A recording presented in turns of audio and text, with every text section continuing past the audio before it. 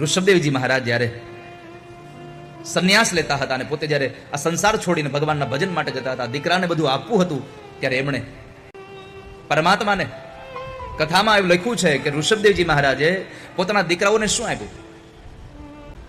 મહત સેવામ દ્વારમાહુર વિમુક્તે સ્તમોદ્વારમ યોષિતામ સંગી સંગમ સમચિત્તાઃ Prasanta વિમન્યવઃ સુહૃદઃ સાધવો.